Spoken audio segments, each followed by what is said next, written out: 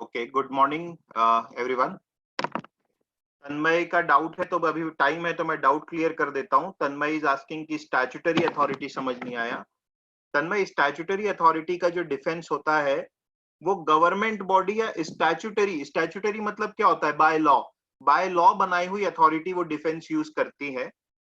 ठीक है, मान लीजिए उन्होंने वो कोई काम कर रहे हैं और उस काम को करते समय कुछ आम जनता को प्रॉब्लम होती है तो वो ये डिफेंस यूज कर सकते हैं। ध्यान रखें, वो काम कर रहे हैं और नेग्लिजेंट है और जनता को प्रॉब्लम होगी तो वो ये डिफेंस यूज नहीं कर पाएंगे, राइट? तो जैसे रेलवे ट्रैक बना रहे हैं तो रेलवे ट्रैक बनेगा, मेट्रो ट्रेन जब बनेगी, रेल बनेगा तो आसपास के लोगों को प्रॉब्लम होगी। तो आसपास के जो लोग हैं वो गवर्नमेंट को स्यू करने जाएंगे तो government can take that defence in the court that they are statutory authority and by statute उनको ये ऑर्डर मिला है कि ट्रेन रेल का काम किया जाए। हाउएवर रेल का काम करते समय नेग्लिजेंट नहीं हो सकते कि आसपास के लोगों की जान को कुछ नुकसान हो, वैसा कोई काम नहीं कर सकते। तो स्टैट्यूटरी अथॉरिटी का वो मतलब होता है। ठीक है, I hope it is clear.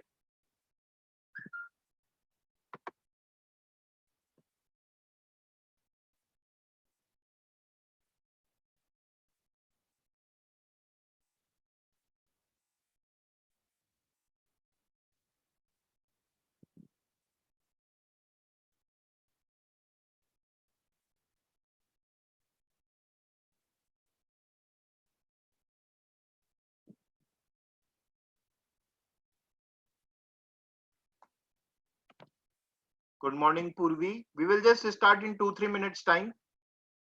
Late move पे अभी 11:28 हुआ है, we will wait for couple of minutes. तुम लोगों के कोई डाउट है तो बिल्कुल तुम लोग पूछ सकते हो।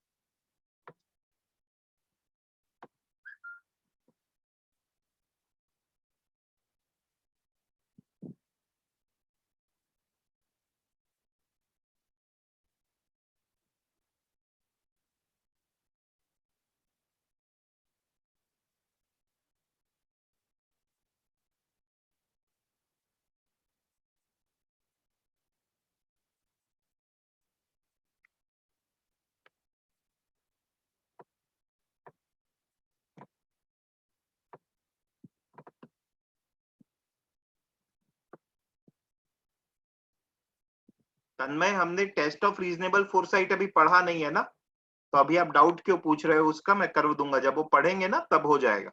ठीक है,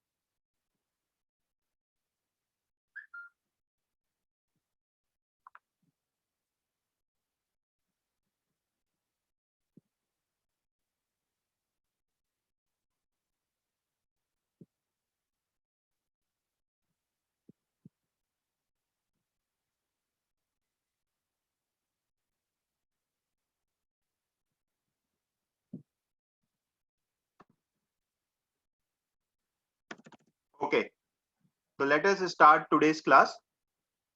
आंचल, आपकी ये फर्स्ट क्लास है तो मेरे ख्याल से कोई ज्यादा प्रॉब्लम नहीं होगी। टॉपिक बड़ा इंटरेस्टिंग और सिंपल है।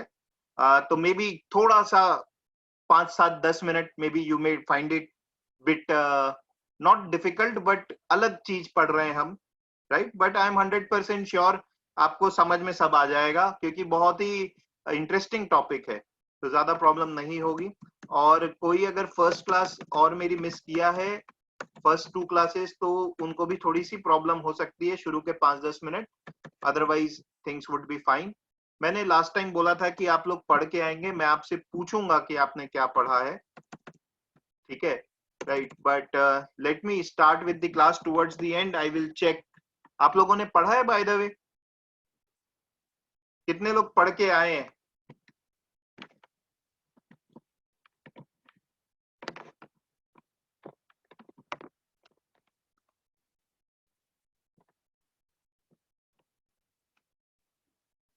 ओके, तन्मय थोड़ा सा बस पढ़ा, ओके, श्रेया पढ़ी है, अपेक्षा, बाकी लोग, रुद्रांश,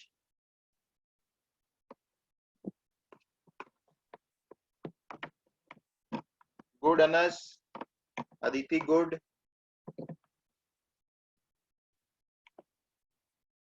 सौम्या वेरी गुड। तो सभी पढ़े हैं, कुछ लोग अभी भी आंसर नहीं दे रहे हैं।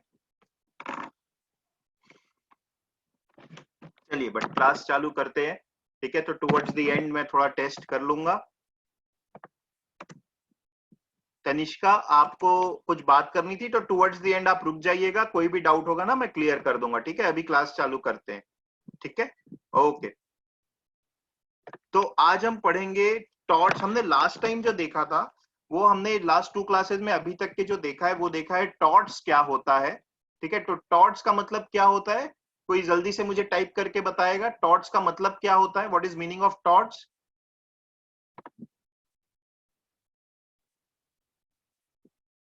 या अवनी बता रही है, बिल्कुल सही अवनी। और भी लोग कोई बताना चाहेगा। टॉर्ट्स का मतलब होता है रॉन्ग बिहेवियर, है ना, सिंपल वर्ड में ट्विस्टेड या रॉन्ग बिहेवियर। अपेक्षा ने एकदम एग्जैक्ट ब्यूटीफुल डेफिनेशन दी है, a civil wrong for which we get unliquidated damages. तो नॉर्मल वर्ड्स में हम बोल रहे हैं कि रॉन्ग बिहेवियर जिससे किसी और का लीगल राइट वायलेट हो रहा है, ठीक है। ऐसा रॉन्ग बिहेवियर जिससे किसी और का लीगल राइट वायलेट हो रहा है उसे हम बोलते हैं टॉर्ट्स। हमने फिर उनके डिफेंसेस देखे थे कि टॉर्ट्स में डिफेंस क्या क्या यूज हो सकता है। ये टर्म मैं फिर से दोहराना चाहूंगा। 2 पार्टीज होती हैं, एक होता है प्लेंटिफ, एक होता है डिफेंडेंट, ठीक है। प्लेंटिफ वो है जो केस फाइल करता है, one who files the case.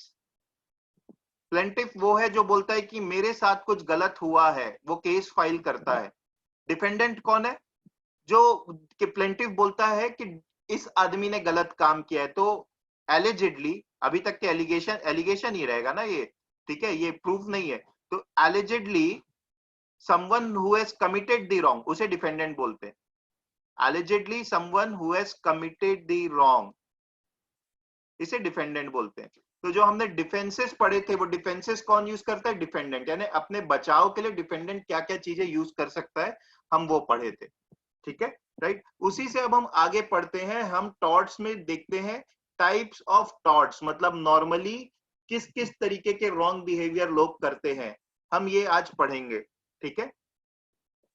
तो सबसे पहला रॉन्ग बिहेवियर है नेग्लिजेंस। आप सबको डे टू डे लाइफ में पता है नेग्लिजेंस क्या है, right. Can you answer me, what is negligence, what is negligence.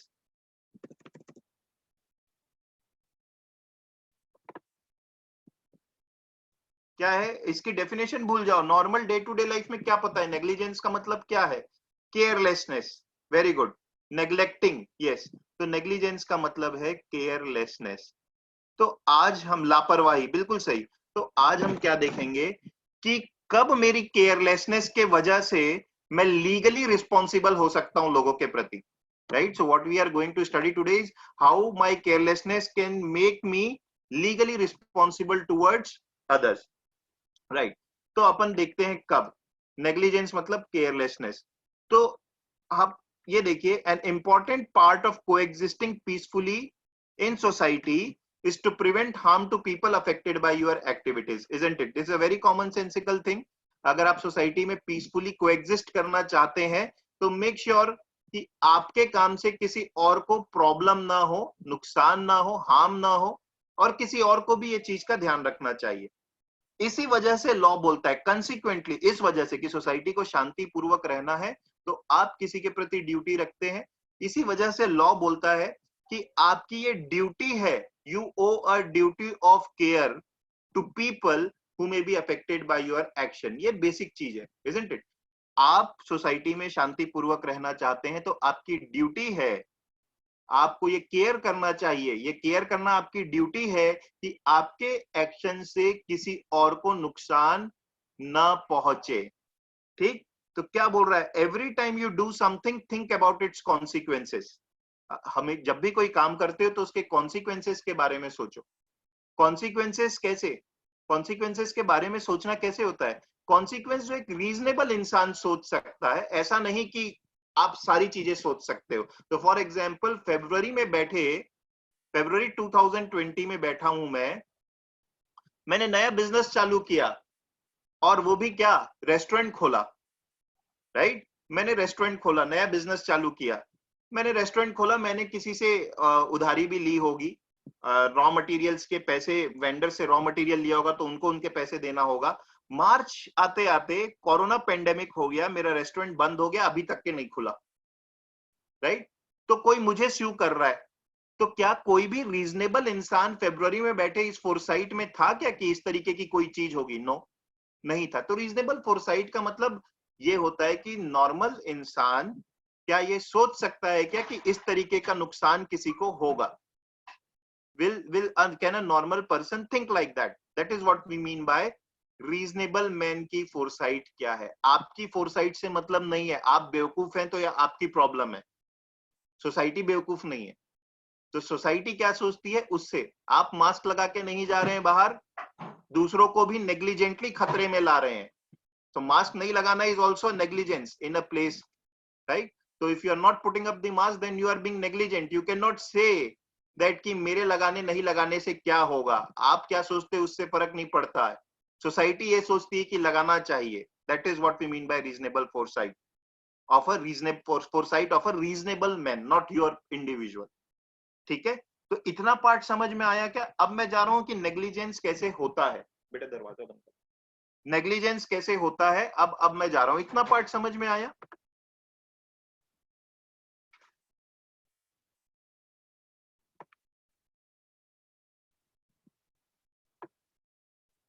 Okay, तो अब बढ़ते देखते हैं नेग्लिजेंस कब होता है। ये है नेग्लिजेंस के इंग्रेडिएंट्स।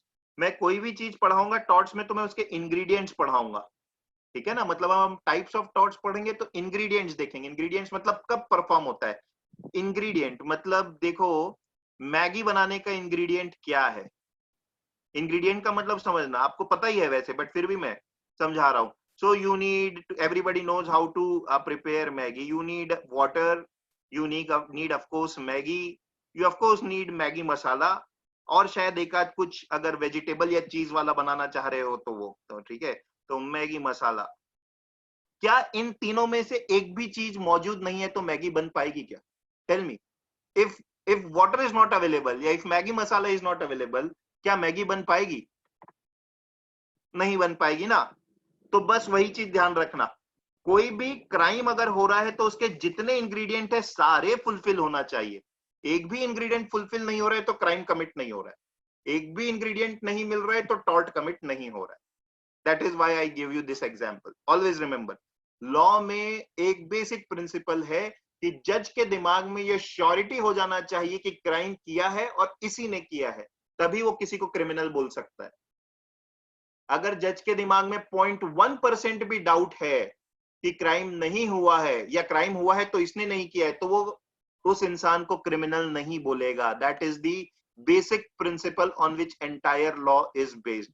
इसी चीज का गलत फायदा भी उठाते हैं लोग, जज के दिमाग में डाउट पैदा करने की कोशिश करते हैं, स्टोरीज बना के कुछ करके। खैर वो एक अलग मुद्दा है, we will study about it more later, but I hope you got the meaning of ingredient. So what I want to say, all the three elements should be fulfilled. What are the three elements? पहला element है that मेरी duty होनी चाहिए, आई owe a duty of care. मैंने वो duty perform नहीं की और मेरे ड्यूटी नहीं परफॉर्म करने से किसी को एक्चुअल डैमेज हुआ, ये लीगल वायलेशन नहीं, एक्चुअल डैमेज हुआ, किसी को एक्चुअल नुकसान हुआ। ये तीनों चीज होनी चाहिए। ड्यूटी ऑफ केयर, मेरी ड्यूटी थी, मैंने उसे परफॉर्म नहीं किया और इसके वजह से किसी को नुकसान हुआ। एग्जाम्पल देखो, window sill with flower pot, ठीक है, मेरी विंडो में फ्लावर पॉट था बाहर के तरफ, मैंने उसे प्रॉपरली मेंटेन नहीं रखा, वो फ्लावर पॉट एक पासर बाय के सर पे गिर जाता है, तो of course that passer by can sue me. तीनों एलिमेंट फुलफिल हुए।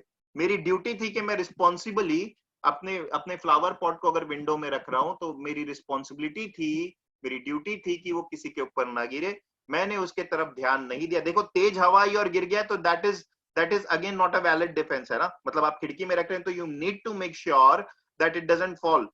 सो people what people do, they usually have grills जिसमें वो अटैच कर देते ताकि किसी पे गिरे ना। मैंने ये ड्यूटी नहीं परफॉर्म की, इसकी वजह से किसी पे गिर गया।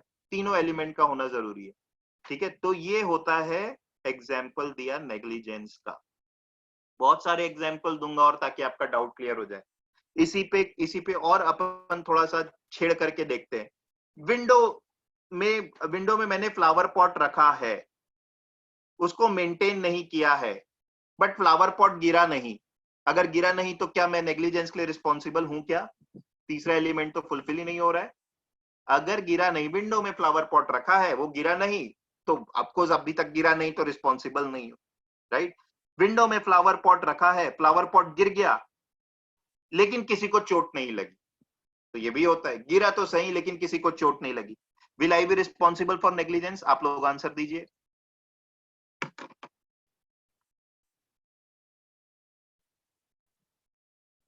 या so all of you are right, I won't be responsible for negligence. Why? Because actual होना चाहिए बॉस, ठीक है, राइट, एक्चुअल होना चाहिए। इसी वजह से वो डिलैपिडेटेड बिल्डिंग्स जो होती है, जर्जर, कभी भी गिर सकती है, जब तक गिरी नहीं तो कोई कुछ केस वेस बनता नहीं है। मतलब you can go to government and say कि इसको ठीक कराओ, बट ठीक है, राइट। सो देवो duty of care not perform and damage, तीनों चीजों का होना जरूरी है। तो आई होप यहां तक की चीजें समझ में आई।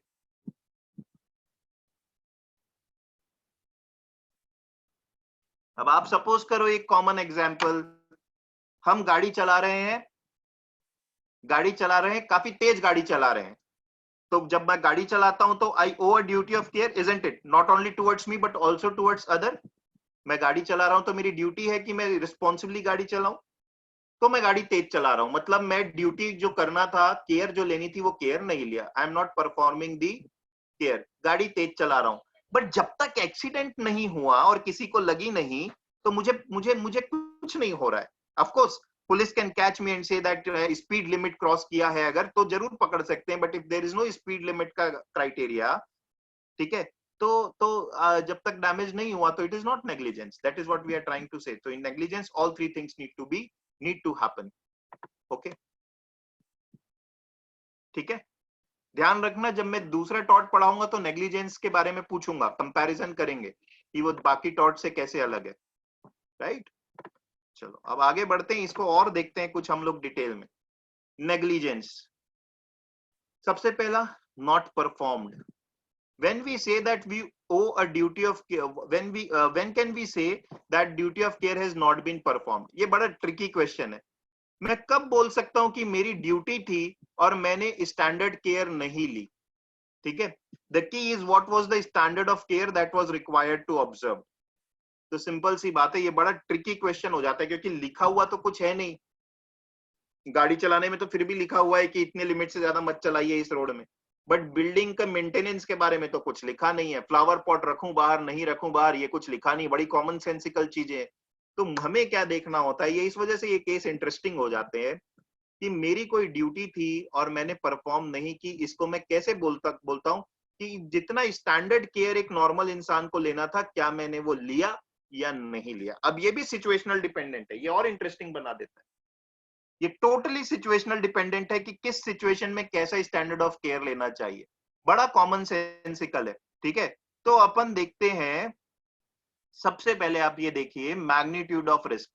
अब देखिए, अगर आप एक लोडेड गन लेकर के जा रहे हैं और एक वॉकिंग स्टिक लेकर के जा रहे हैं, ठीक, तो जाहिर सी बात है किस केस में स्टैंडर्ड ऑफ केयर ज्यादा करना है। You are carrying a loaded gun and you are carrying a stick, किस केस में ज्यादा आपको केयर लेनी चाहिए कि किसी को नुकसान ना हो जाए? ऑब्वियसली गन, है ना। तो कोई आदमी ये नहीं बोल सकता देखो भाई मैं गन लेके जाऊं या छड़ी लेकर के जाऊं या रॉकेट लेके जाऊं या कुछ भी लेके जाऊं, मैं तो उतना ही ध्यान दूंगा। तो magnitude of risk, standard of care एक होता है मैग्नीट्यूड ऑफ रिस्क से डिफाइन, यानी मैं जो काम कर रहा हूं अगर उसमें रिस्क ज्यादा है तो I need to take more care about it, as simple as that. That is one thing. तो इसको हम स्टैंडर्ड ऑफ केयर तो बोल रहे हैं, लेकिन इस सिचुएशन पे डिपेंड करता है कि मैं किस तरीके का काम कर रहा हूँ। दूसरा देखिए, बड़ा सिंपल, आप गए होटल में खाना खाने, 5 स्टार होटल में आप गए, खाना खाए, you paid 1000 rupees for your paneer chilli और whatever, You went to roadside dhaba and you paid 100 rupees, 100 rupees for your paneer chili, and in the 5-star hotel you paid 10,000 rupees for your paneer chili. अगले दिन पेट खराब होता है, किसको ज्यादा गाली बकोगे? अगले दिन पेट खराब होता है, 5 स्टार में खाया तो खराब हो गया, ढाबा में खाया तो भी खराब हो गया, किसको गाली बकोगे ज्यादा? बेटा क्वेश्चन समझो, 1000 रुपए दे रहे हो 5 स्टार में, वहां पर पेट खराब हुआ, 100 रुपए दे रहे हो ढाबा में, वहां पेट खराब हुआ, गाली किसको बकोगे? ढाबा को। फिर भी क्यों? क्योंकि बड़े लोगों को गाली नहीं बकते, ऐसा है क्या? Obviously 5 star hotel, because why? You are paying more there. You are paying more there. Why are you paying more? Because you expect hygiene level, you expect things will be good and fresh. When you are going to dhaba, of course the chances are high that you are risking yourself as compared to 5-star hotel. Risk है. यहाँ पे जाओगे तो mineral water मांगोगे, यहाँ पे जाओगे तो ढाबा का पानी भी चलेगा, तो you are already taking the risk. So what we are trying to say is, अगर मैं कोई सर्विस प्रोवाइड कर रहा हूं और उसके चार्जेस अगर ज्यादा हैं, तो ऑब्वियसली मेरे को ज्यादा केयर करनी चाहिए. That is what we mean by consideration paid. Consideration paid मतलब, कंसिडरेशन का मतलब होता है किसी काम के लिए मुझे कितने पैसे मिल रहे हैं, या कुछ किसी काम के लिए मुझे क्या मिल रहा है. ठीक है,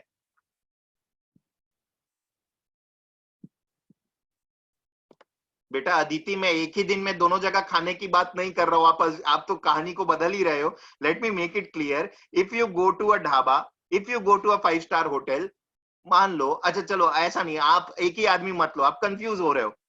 आप गए ढाबा में, ठीक है, आपका ब्रदर गया 5-स्टार होटल में, दोनों का पेट खराब हो गया, ज्यादा गुस्सा किस में आएगी? 5-स्टार होटल में, right? Because you have paid more money for the same thing. Okay, so I am not saying कि दोनों दोनों दिन एक ही जगह जाकर के खा लियो तो कैसे पता. मैं बोल रहा हूं कि अगर सेम चीज के कोई ज्यादा पैसे ले रहा है, तो आप एक्सपेक्टेशन ज्यादा है कि more hygiene and more proper things will be provided. ठीक है, that's what we are saying. So consideration paid is a matter. So that's why when you go to a specialist doctor, and when you go to, let me not demean anyone, but someone who has not a specialist doctor, specialist तो छोड़ो, वो 3 साल के भी अगर कोई doctor है, ठीक है, वो आयुर्वेदिक या कुछ और ऑब्वियसली स्पेशलिस्ट के पास आप जा रहे हो तो they charge say suppose 1500 for the consultancy, and to other doctor you are going and paying 100 rupees for the consultancy. Specialist अगर कुछ गड़बड़ करता है तो गुस्सा ज्यादा आती है, isn't it? Right? Not because of the money paid. Now in this case it is because he is calling himself a specialist. आप पैसे को देख के नहीं जा रहे हो, आप स्पेशलिस्ट देख के जा रहे हो. So what we are trying to say is, whatever consideration we are paying, if we are consideration paid is higher, the person who is charging that needs to take more care. तो again situational dependent नहीं है. समझ में आया? ये 2 point समझ में आए? स्टैंडर्ड ऑफ केयर का मतलब, तो बोलने की बात यह है भैया कि मेरी ड्यूटी बढ़ जाती है अगर मैं रिस्की काम कर रहा हूं. मेरी ड्यूटी बढ़ जाती है अगर लोग, या तो मैं, अगर मेरी ड्यूटी बढ़ जाती है कि अगर मैं स्पेशलिस्ट हूं, और क्योंकि स्पेशलिस्ट हूं तो आई चार्ज मोर. ठीक है, तो मेरी ड्यूटी बढ़ जाती है, I need to take more care. ठीक है, ओके, राइट. अब तीसरा पॉइंट है seriousness of injury versus importance of act. ये भी इंपॉर्टेंट है. ठीक है, अब ये क्या बोलना चाह रहा है कि कई बार बहुत इंपॉर्टेंट काम हो रहे होते हैं, और उन इंपॉर्टेंट काम के वजह से डेफिनेटली हो सकता है कोई इंज्योर हो जाए, किसी को चोट लग जाए. मैं जाके ये नहीं कह सकता कि मैं जो काम कर रहा हूं, सॉरी, मैं जाके ये नहीं कह सकता हूं कि आप अपना काम बंद कर दो. एग्जाम्पल देता हूं, भिलाई स्टील प्लांट. ठीक है, so Bhilai steel plant, we all know it manufactures various kind of steel and supplies it to the vendors. Bhilai steel plant में हर साल कुछ ना कुछ हादसा हो ही जाता है. कभी कुछ गैस लीक हो गई तो हादसा हो गया, या कुछ गिर जाता है किसी के ऊपर तो हादसा हो गया. तो सपोज करते हैं एक इंसान ए है जो गैस लीक होती है और उसको कुछ इंजरी हो जाती है.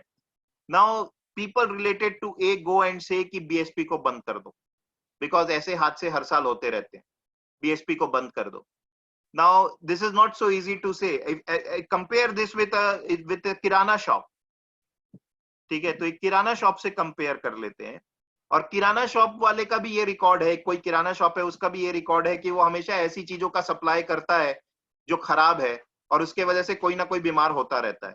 तो सपोज कर लेते हैं इंसान बी बीमार हो गया, इंसान बी जाकर के कंप्लेन कर रहा है किराना शॉप को बंद कर दो। चांसेस क्या है, कौन सी चीज बंद होगी पहले?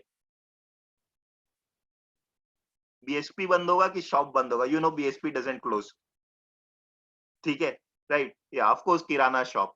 सो what we are saying is, अगर मैं एक्ट जो कर रहा हूं जैसे कि बीएस वाई सिंपल सी बात है, क्योंकि बीएसपी का जो एक्ट है वो ज्यादा इंपॉर्टेंट है, not because what they are producing but because more because of course what they are producing is also important, but more because the livelihood of so many people is dependent on them.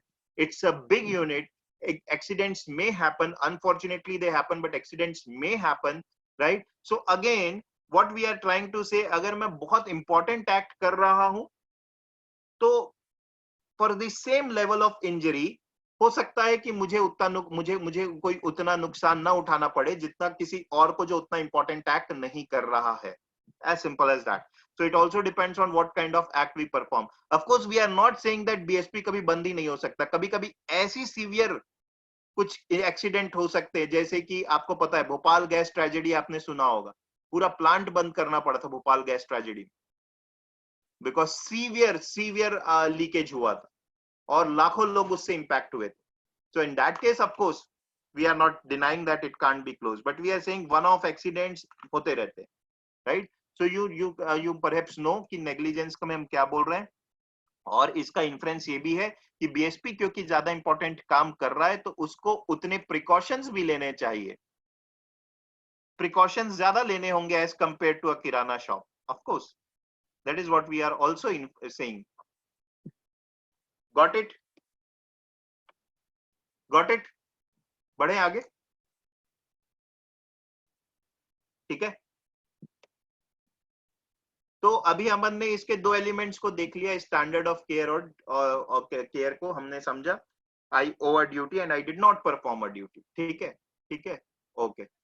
चलो ये problem देखो, थोड़ा ध्यान से पढ़ना, parties कौन कौन है देखना.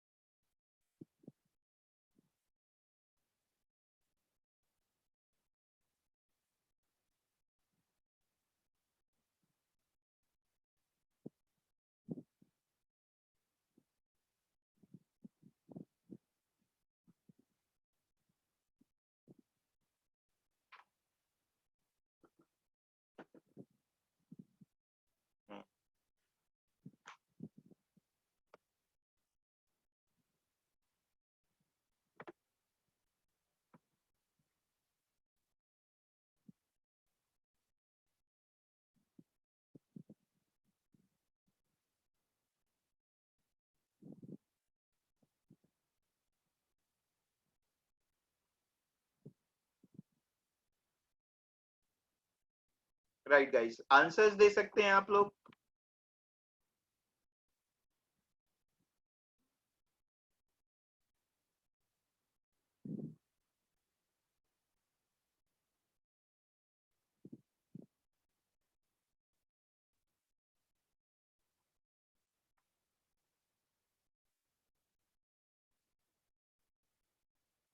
Okay, very good. Avni and Rudransh,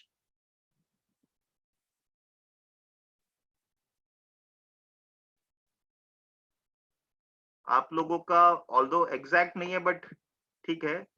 सही आंसर किसका है?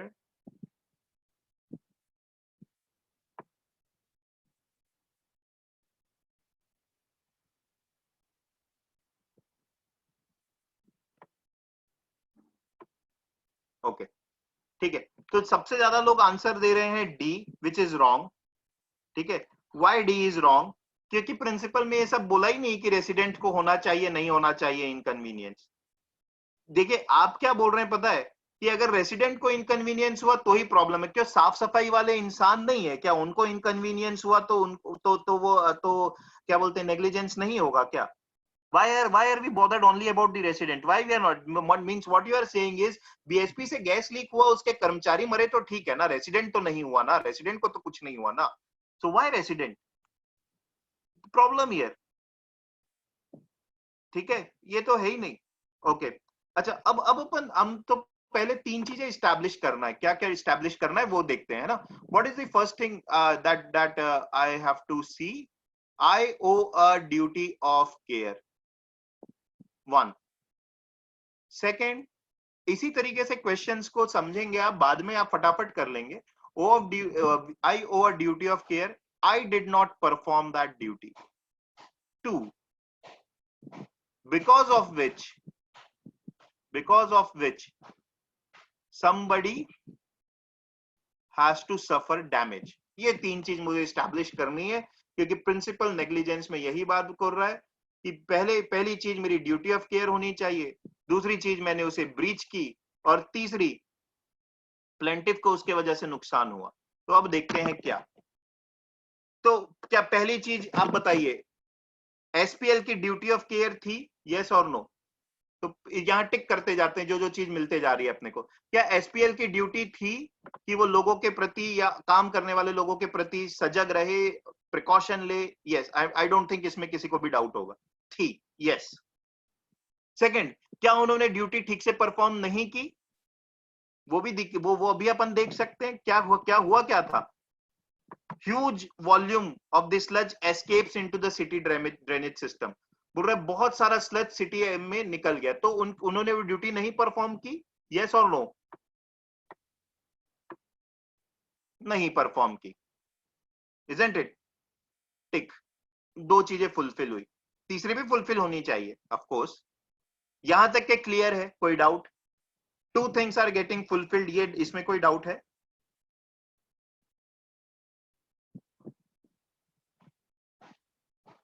नो, नो, ठीक, राइट। अब अपन देखते हैं कि डैमेज हुआ कि नहीं।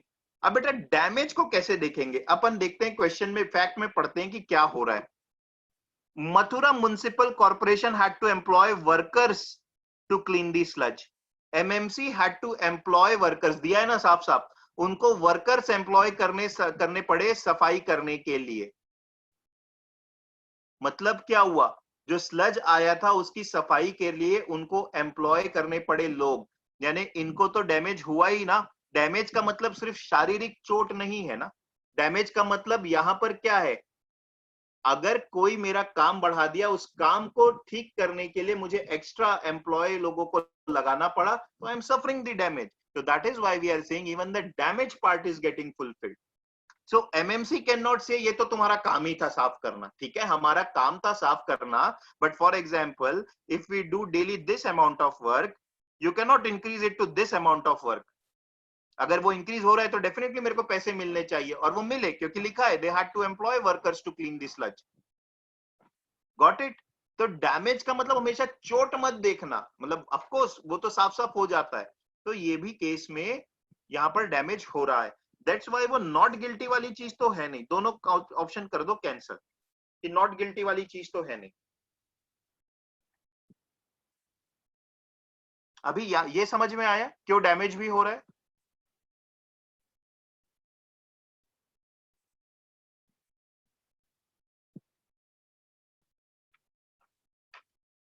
Yes, great great. अब क्या है, कोई भी ऑप्शन ना देखो, अब मैं बता रहा हूं ये एक्चुअल क्लैट का क्वेश्चन है, दोनों ही ऑप्शन बहुत अच्छे नहीं है, मतलब मेरे को मेरा आइडियल आंसर नहीं मिल रहा है। मेरा आइडियल आंसर ये होना चाहिए था कि वो नेग्लिजेंटली बिहेव किए हैं, क्योंकि एमएमसी को उनकी वजह से नुकसान हुआ।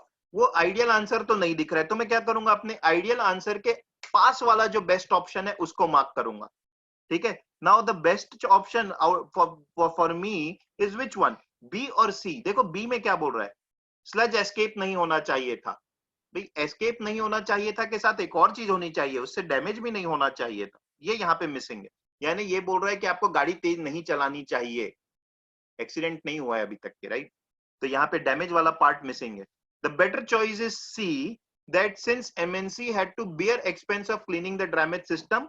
एक यहाँ पे और लिख देता ना, बिकॉज ऑफ एसपीएल, तो ये आंसर पूरा ही बेस्ट हो जाता, आइडियल हो जाता. ठीक है, तो correct answer is C. Although 2-3 people, one Apeksha ने तो पहले ही सी बोला था, या अपेक्षा में देख लिया था. ठीक है, आपने पहले ही सी बोला था, वेरी गुड. रुद्रांश और किसी एक बच्चे ने, जिनका मैं नाम उस समय लिया था, उन्होंने बी बोला था, which is also a close option. Good thing is that you are able to see through कि नुकसान तो हुआ है. ठीक है, so I hope you all are clear. Now you know what happens in competitive exams, na there are many times when you will not get your ideal answers. Ideal जो लगता है वैसा नहीं मिलता है, तो हमें उस समय ये सारे सेक्शंस में हो सकता है अपार्ट फ्रॉम मैथमेटिक्स. ठीक है, क्योंकि उसमें तो एक ही आंसर निकलेगा, राइट? तो आपको इस केस में, क्योंकि जजमेंट वाली चीजें होती है, बेस्ट सूटेड जो लग रहा है वो मार्क करना चाहिए. ठीक है, ओके. चलो ये वाला करो, वेरी इजी. लेकिन ध्यान देना, प्रिंसिपल पे फोकस रखना. ये क्वेश्चन लगभग हर साल एग्जाम में आता है.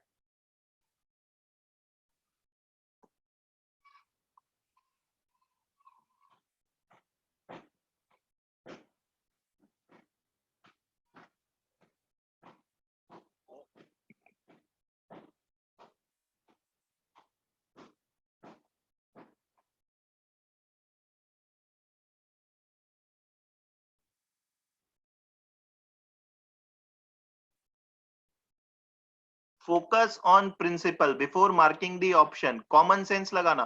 प्रिंसिपल में एक्स्ट्रा चीज है, हिंट दे रहा हूं आपको.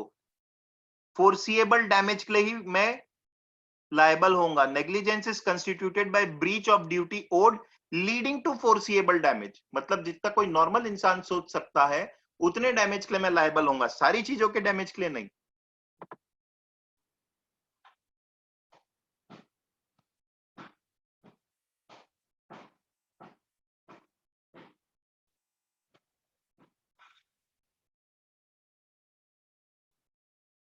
Yes Avani, you are right.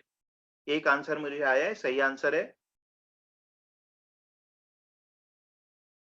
Very good. Anas, you are also right. Aditi Prasad, you are right. Apeksha right. Tanmay Jain right. Okay. Arya and Anchal, Saumya, आप लोगों का गलत है. ठीक है, पूर्वी राइट. ओके, ठीक है. Answer is B. और किसी का नाम मिस हुआ होगा तो रियली सॉरी, सबका देखना पॉसिबल नहीं हो पाता है. A is not the answer. Principle देखो, मैं तो आपको बोला भी, देखना है ठीक से. Negligence is constituted by breach of duty owed leading to foreseeable damage. Foreseeable damage में अच्छे से एक्सप्लेन किया था ना.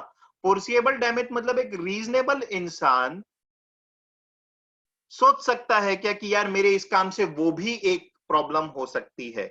ठीक है, कितने हद तक के एक रीजनेबल इंसान सोच सकता है कि मैं गाड़ी रैश चला रहा हूं तो नुकसान होगा. तो आप खुद सोचिए, गाड़ी रैश चला रहे हैं, आप डेफिनेटली ये सोच सकते हैं, या कोई भी रीजनेबल इंसान ये सोच सकता है कि सामने कोई ए बी सी डी आएगा तो एक्सीडेंट हो सकता है. क्या कोई ये सोच सकता है क्या दूर में खड़ा वहीं जेड, दूर में खड़ा वहीं जेड, वो उस खून को देख करके उसे प्रॉब्लम होगी? Now this can not be reasonably foreseen. Of course I can foresee कि मेरे डायरेक्ट एक्शन से किसको किसको नुकसान, मतलब डायरेक्ट एक्शन से क्या नुकसान हो सकता है. जेड जो है वो डायरेक्ट नुकसान नहीं था, बस ड्राइवर की नेग्लिजेंस का डायरेक्ट विक्टिम जेड नहीं है. रीजनेबल फोरसाइट का यही मतलब होता है, इसलिए मैं बोला कि फोर्सिएबल डैमेज कितना रीजनेबली सोच सकते हो. ठीक है, तो ये ठीक है. Damage claim can be mental and physical, तो ये तो ठीक है, इस चीज में फिट हो रहा है. फैक्ट देखो, Zad is pregnant, she hears the noise of an accident. As she is walking up the street to the grocery store, she sees the blood from the accident. She faints. ये अपने काम में जा रही है. She faints and miscarries the child. She sues the bus driver because of whose negligence she suffered nervous shock. ठीक है, उसने एक्सीडेंट की आवाज सुनी, एक्सीडेंट देखा भी नहीं. आवाज सुनने के बाद प्रॉब्लम हुई, उसने बस ड्राइवर को स्यू कर दिया. बस ड्राइवर कहां तक के रिस्पॉन्सिबल होगा? ऐसे तो हर कोई स्यू कर सकता है. रीजनेबल फोरसाइट का यही मतलब होता है. ठीक है, राइट? तो इसके बदले एक और वेरिएशन आ सकता है इस क्वेश्चन में. ठीक है, इसके बदले ये भी आ सकता है कि जेड एक कमजोर दिल का, वीक हार्टेड पर्सन है, मतलब शायद सर्जरी वगैरह हुई हो या जो भी हुआ हो, वीक हार्टेड पर्सन है, even in that case bus driver can not B sued because that is weak hearted. देखिए, गलत हुआ है, मान सकते हैं, लेकिन जरूरी नहीं है कि सारी गलती का खामियाजा किसी को तो भुगतना ही पड़ेगा, isn't it? Something has gone wrong, we understand, but that doesn't mean if something has gone wrong somebody has to pay for it. There are situations when nobody is at complete fault, and because of the situation हो गया गड़बड़, होता ही है, रोज आपके घर में ऐसा होता होगा, ठीक है, भाई बहन के बीच का झगड़ा, पर perhaps nobody is at complete fault, but फिर भी हो जाता है, so it doesn't mean that one of the two should get punished. It never happens actually. ठीक है, got it? Got it? Reasonable foresight clear? काफी लोगों ने सही आंसर वैसे ही दिया था, जिनका गलत था वो देख लें, ठीक है।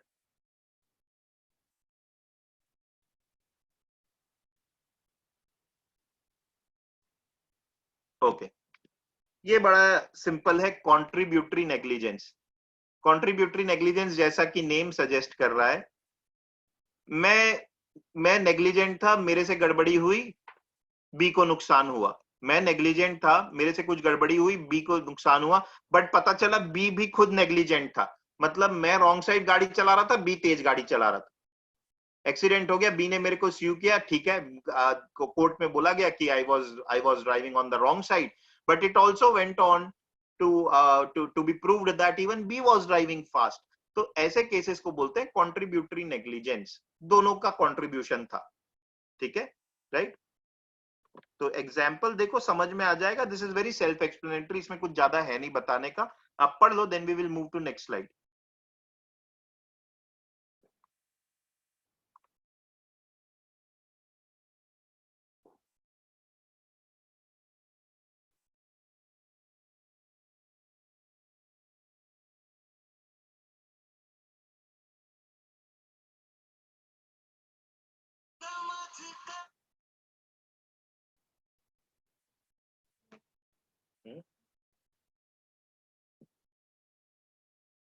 ठीक है, बढ़े आगे।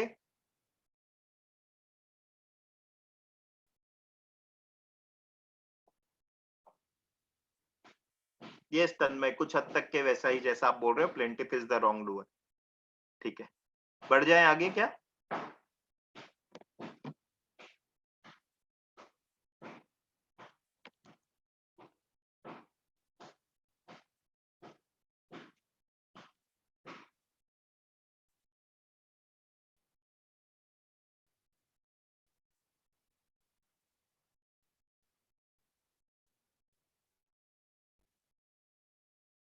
Guys, I have received only one yes.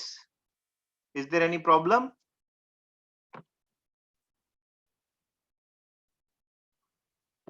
Okay, great.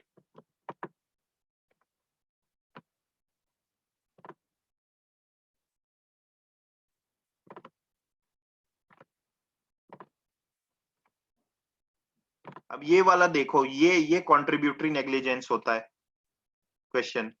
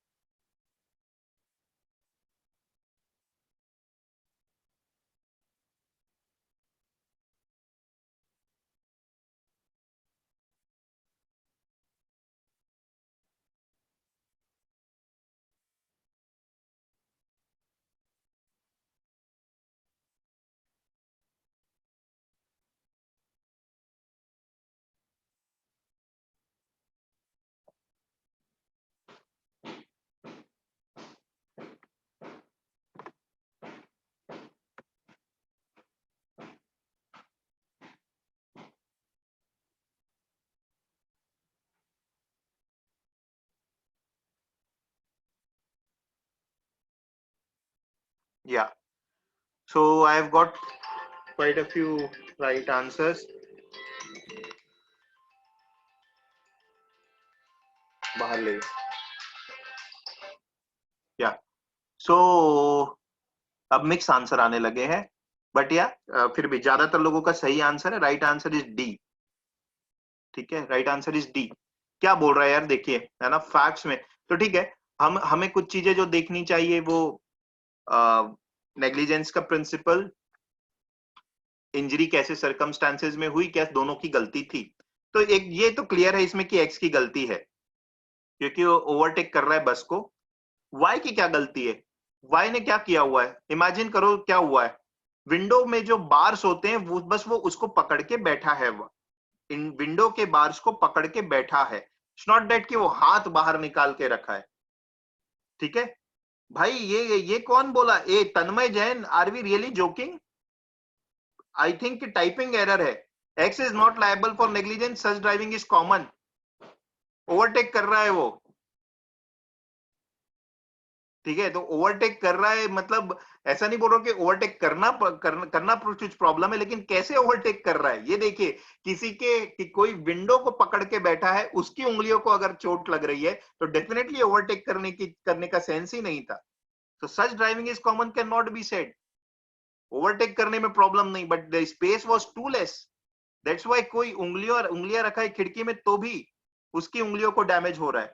ठीक है, तो तो x is liable for negligence, इसमें तो कोई डाउट नहीं होना चाहिए।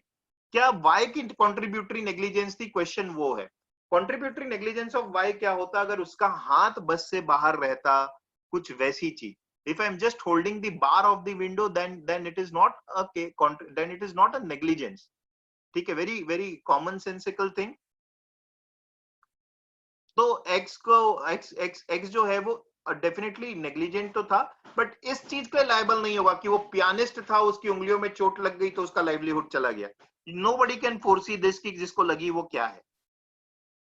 ठीक है, right. So correct answer is D. Quite a few of you have given D as the right answer. तो कुछ लोगों का गलत था, बट ठीक है। आई थिंक कि वो इमेजिनेशन में मतलब ये लगा होगा कि हाथ बाहर है, शायद इस वजह से बी किया होगा। ठीक है, okay. Tanmay, I hope it is clear because your answer was quite different. कोई डाउट है तो पूछ लो। हाँ ठीक है, अब अगला पढ़ते हैं अपन, स्ट्रिक्ट लाइबिलिटी। ठीक है, तो अभी तक के अपने पढ़ा नेग्लिजेंस। अभी नेग्लिजेंस का ही एक वैरायटी और है ना। अभी हमने क्या पढ़ा है नेग्लिजेंस में, उसी की एक वैरायटी है, इसको बोलता है स्ट्रिक्ट लाइबिलिटी। क्या बोल रहा है, being liable even when you are not negligent. कई बार ऐसा होता है कि आप लायबल हो जाते हैं even when you are not negligent, इसको हम नो फॉल्ट लाइबिलिटी भी बोलते हैं। ठीक है, नो फॉल्ट लाइबिलिटी क्यों बोल रहे हैं, जाहिर सी बात है क्योंकि मेरी कोई फॉल्ट नहीं थी, तब भी मुझे मुझे बोला जा रहा है मुझे लायबल बनाया गया है। बनाया गया यानी मैं लायबल हूं, नॉट बनाया गया यानी कोई मैनिपुलेशन नहीं है। Even even when I am not negligent I am liable. So such kind of things come under strict liability, इसे नो फॉल्ट लायबिलिटी भी बोलते हैं। कैसे क्या होता है इसमें, बड़ा सिंपल है। ठीक है, ऐसा सुनने में लग रहा होगा कि ऐसे क्यों हो रहा है, होता है ऐसा जब आप ऐसा कुछ करते हो। कैसा, when you for your own purpose bring onto your land and keep there anything likely to do mischief, if it escapes you will be held liable for all the damage which is natural consequence of such things escape। बोल रहा है जब आप अपनी land पर अपने use के लिए कोई ऐसी चीज लेकर के आते हो जो एस्केप करने से मिसचीफ करेगी और वो एस्केप कर जाती है, तो आप सारी चीजों के लिए जितना नुकसान हुआ है आप सारी चीजों के लिए लायबल होगे। ध्यान रखेंगे इसमें ये सब बातें नहीं की गई है कि रीजनेबली फोर्सिएबल होना चाहिए। इसमें ये बात नहीं की गई है कि आपको केयर करनी चाहिए, कुछ नहीं। बोलने का मतलब ये है, मैं अपने घर में शेर लेकर के आया था क्योंकि मुझे पसंद है शेर रखना। ठीक है, मैं अपने घर में शेर रखा था। मैंने बेस्ट अरेंजमेंट्स किए थे सिक्योरिटी के बोल लो या जिस भी तरीके के कि शेर घर से बाहर ना निकले, फिर भी निकल गया। और निकला तो ऑफ कोर्स मिसचीफ हुआ, नुकसान हुआ लोगों को, मेरे को लोगों ने स्यू किया। मैं ये सब आर्ग्यूमेंट नहीं यूज कर सकता कि मैंने तो best world class technology use की थी, या बेस्ट फैसिलिटी यूज की थी या जो भी यूज किया था कि शेयर बाहर ना निकले, निकल गया, नुकसान पहुंचाया, मैं लायबल हो गया, खत्म बात। मतलब it doesn't matter whether I am reasonably able to foresee, it doesn't matter I have taken a standard care. तो यहाँ पर स्टैंडर्ड केयर वाला ऑप्शन भी नहीं है, फर्क ही नहीं पड़ता मैंने स्टैंडर्ड केयर लिया था या नहीं लिया था। ठीक है, अब इसके एसेंशियल्स देखो क्या इंग्रेडिएंट जिसे मैं बोलता हूं। पहली चीज, आप अपनी लैंड को नॉन नेचुरल यूज पे ला रहे हो। नॉन नेचुरल यूज क्या होता है? अपने लैंड पे कोई डेंजरस चीज ला रहे हो या फिर कोई ऐसी चीज जो भले डेंजरस ना हो लेकिन यूसेज वाइज नॉन नेचुरल हो, यूसेज वाइज नॉन नेचुरल हो। ठीक है, जैसे कि क्या, वाटर। ठीक है, वाटर मैंने मेरे घर में मैंने इतना बड़ा टैंक बना रखा है, नॉर्मली कोई उतना बड़ा टैंक नहीं बनाता, इतना बड़ा टैंक बना रखा है वाटर का, राइट। कि मेरे को ये डर है कि पानी कम ना हो जाए या whatever the reason might be, storage tank huge capacity. और पता है जब वो स्टोरेज टैंक में अगर कोई प्रॉब्लम होगी तो आसपास सबको फ्लड फ्लड आ जाएगा, मतलब फ्लड से नुकसान हो सकता है आसपास।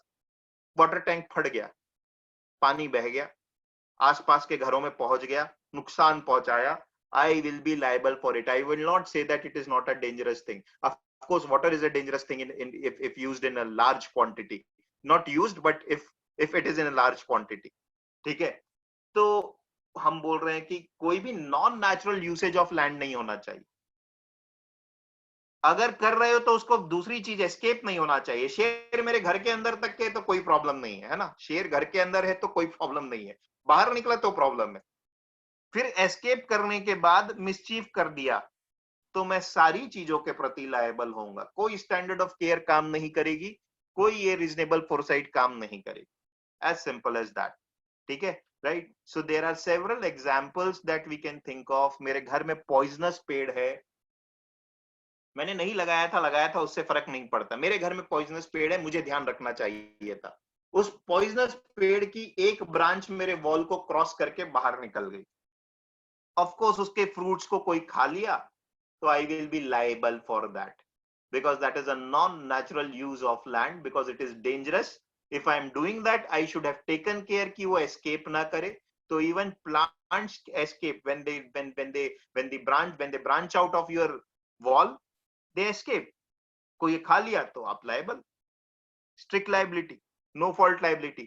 आपकी गलती है भी नहीं है इसमें, ठीक है, मतलब उतना नेग्लिजेंस वाली गलती नहीं है, गलती बस ये थी कि ध्यान नहीं दिया या कुछ ऐसी चीज की जो डेंजरस इन नेचर था। ठीक है, तो ये वो इसी का एग्जाम्पल है, इसको आप पढ़ो जरा, आपको ये और क्लियर हो जाएगा। जो मैंने चीजें बोली है ये स्लाइड में वही मेंशन्ड है, please read it once.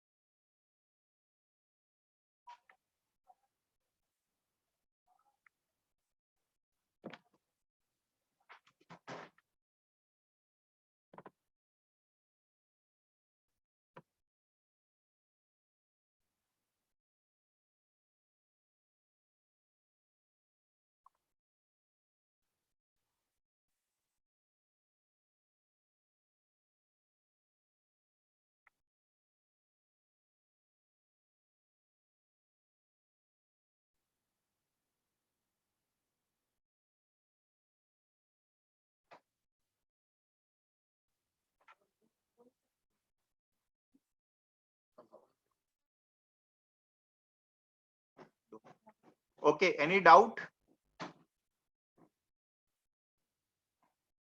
In this? इसमें डिफेंसेस जो होते हैं ना वो काफी कम होते हैं, ये सारे डिफेंसेस यूज भले कर सकते हो बट आर्ग्यूमेंट काम नहीं करता। एक्ट ऑफ गॉड था, मतलब शेर रखा है घर में, बहुत कुछ बिजली बिजली कड़क रही है, कुछ ऐसा अर्थक्वेक हो रहा है, शेर भाग गया, आप ये डिफेंस यूज नहीं कर सकते, एक्ट ऑफ गॉड है, रखा ही क्यों था? एनी मतलब very very limited arguments available in the defence. ठीक है, राइट। तो इस चीज का ध्यान रखना। तो हो गया ये, इससे बढ़े क्या आगे?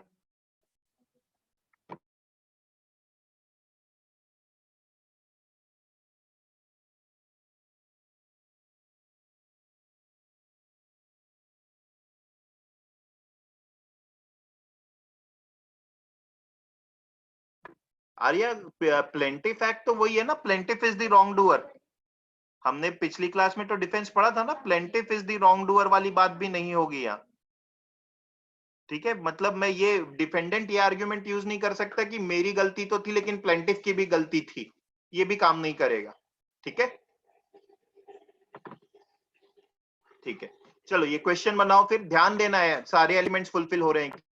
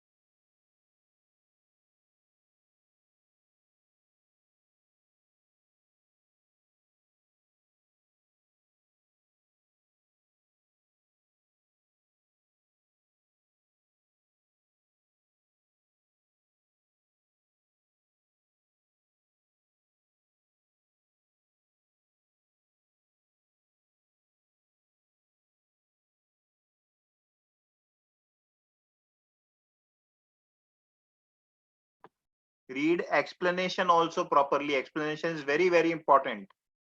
ठीक है, then only answer. आराम से बनाओ।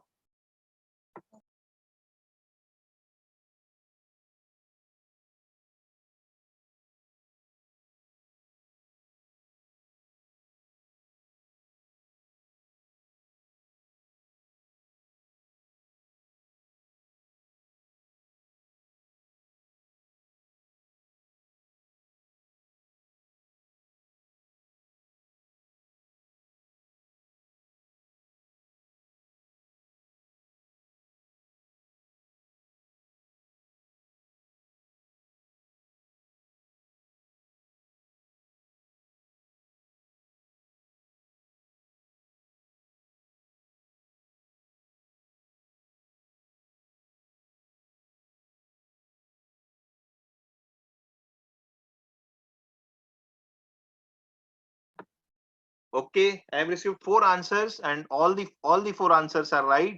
रुद्रांश, आंचल, आर्या, अदिति, तन्मय, सबका आंसर सही है। Answer is option number D. Yes, D. ठीक है, A is not liable as B entered into A's property without his permission, thus committing fault on his own, and this was the cause of injury. Thus A cannot be held liable. क्यों? क्योंकि explanation में तो ये बोला है ना, if the injury is a result of injured person's own fault, then not liable. अच्छा, वैसे भी देखो, जो प्लांट है वो एस्केप तो नहीं किया ना, वो उसके गार्डन में ही था। एस्केप करने का मतलब क्या होता है? मेरी लैंड को छोड़ के बाहर निकल गया, वो भी नहीं हुआ था। तो even if we apply that, escape वाली चीज भी नहीं हुई थी। ठीक है, okay, now a very important concept again, absolute liability. ये भी क्या होता है? एब्सोल्यूट लाइबिलिटी तो स्ट्रिक्ट लाइबिलिटी से भी बड़ा होता है, खतरनाक होता है। यहां पर भी मैं लायबल हो जाता हूं उन चीजों के लिए जिनके लिए मैं नेग्लिजेंट नहीं था। Even when I am not negligent, I become liable for things. Absolute liability ये जनरली नहीं, ये कॉर्पोरेट्स के अगेंस्ट होता है, कंपनीज के अगेंस्ट होता है, प्राइवेट ऑर्गेनाइजेशंस के अगेंस्ट, गवर्नमेंट के अगेंस्ट भी हो सकता है, मतलब इंडस्ट्री वगैरह के अगेंस्ट, हॉस्पिटल्स के अगेंस्ट हो सकता है। देखते हैं क्या, व्हाट इज एब्सोल्यूट लाइबिलिटी। इसका ओरिजिन ना इंडिया में हुआ भोपाल गैस ट्रेजेडी, ठीक है, और जिसको यूनियन कार्बाइड केस भी बोलते हैं, और एमसी मेहता केस, या जिसे ओलियम गैस लीक केस भी कहते हैं, जैसे कि नेम सजेस्ट कर रहा है। भोपाल गैस ट्रेजेडी में क्या हुआ था? The plant, the union carbide plant जो केमिकल्स बनाते थे भोपाल में, एक रात दिसंबर आई थिंक 1984, वहां पर से गैस लीक हो गई और पूरे भोपाल शहर में फैल गई, और आसपास में काफी सारे लोगों की जान गई रेडिएशंस के वजह से, और पूरे शहर में काले बादल छा गए काफी दिनों तक के, और जो लोग उस रेडिएशन में एक्सपोज हुए थे, उनके उनके अभी तक के आने वाले जनरेशंस में डिफॉर्मिटीज है, हो रही हैं। ठीक है, so very very severe case. हुआ क्या था इसके बाद? ये प्लांट बंद कर दिया गया था, union carbide case. Union carbide case में ये प्लांट ही पूरा बंद कर दिया गया था, ठीक है। It was such a severe accident, right. Okay, तो we will do sometimes in our GK classes Bhopal gas tragedy के बारे में discussion, because that is very very important. Absolute liability क्या होती है, एक बार डेफिनेशन आप लोग पढ़ो, फिर मैं एक्सप्लेन करता हूं आपको।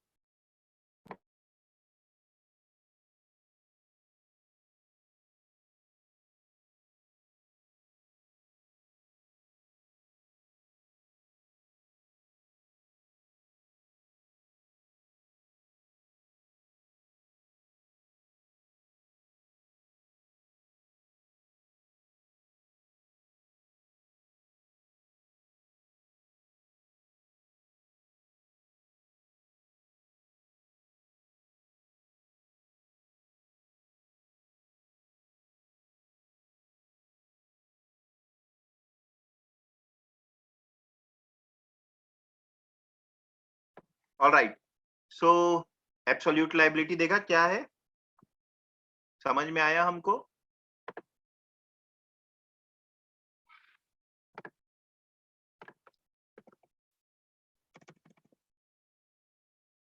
क्या बोलने की कोशिश कर रहा है? अगर कोई एंटरप्राइज, ध्यान रखेंगे वर्ड एंटरप्राइज, अगर कोई एंटरप्राइज एंगेज्ड है हजार्डस या डेंजरस इंडस्ट्री में, ठीक है, ऐसी कोई इंडस्ट्री जो हजार्डस है, डेंजरस है, देखिए even BSP will come under this, right. हम ये नहीं बोल सकते कि एंड प्रोडक्ट स्टील बना रहा है तो वो तो हजार्डस नहीं है।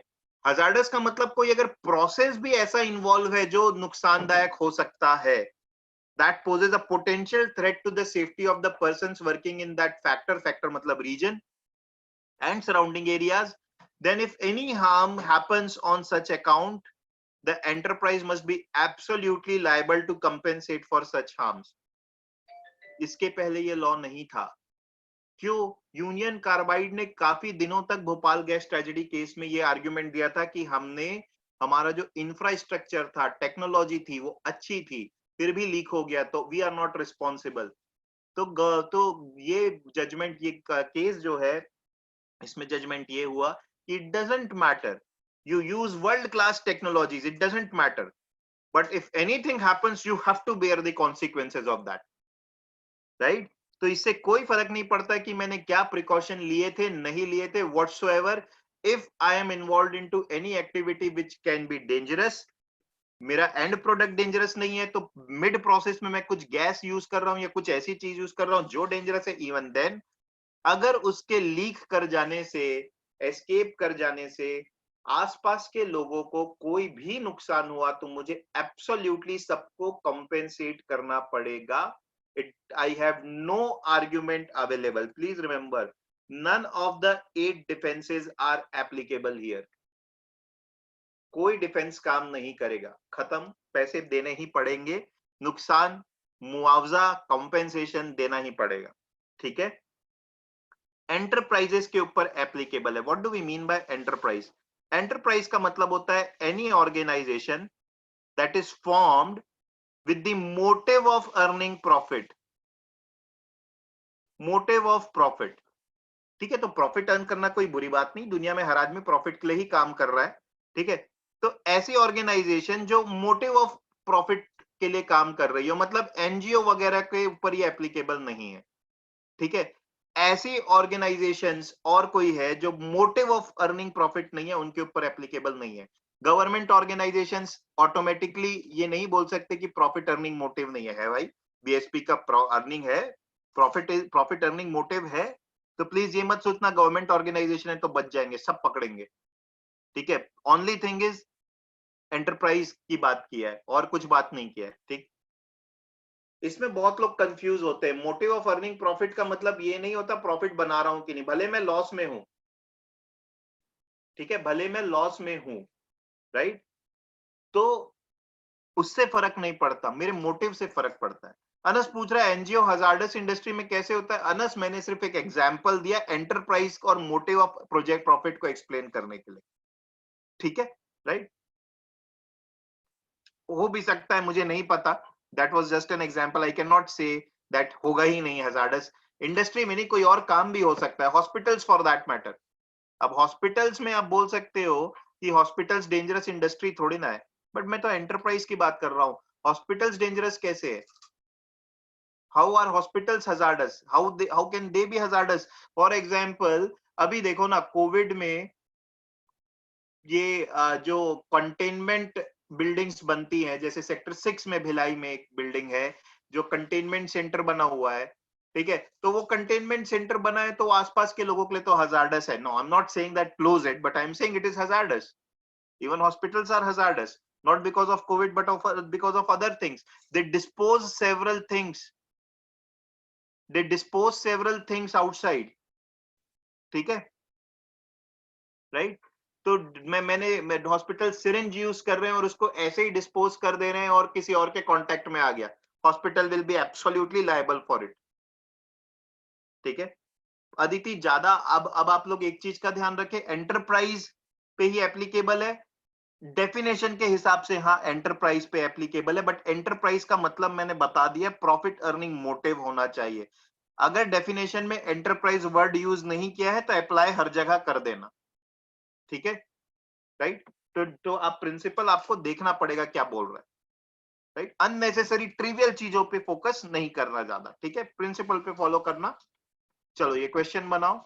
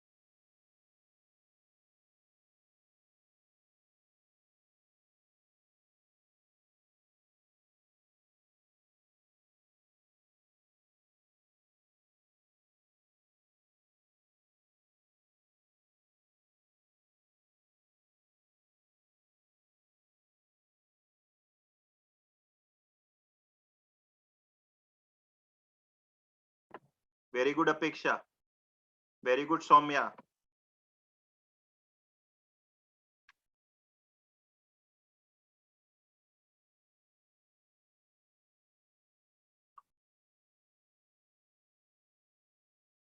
Yes Aditi, right.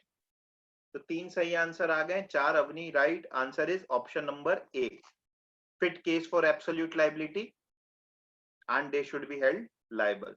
ठीक है,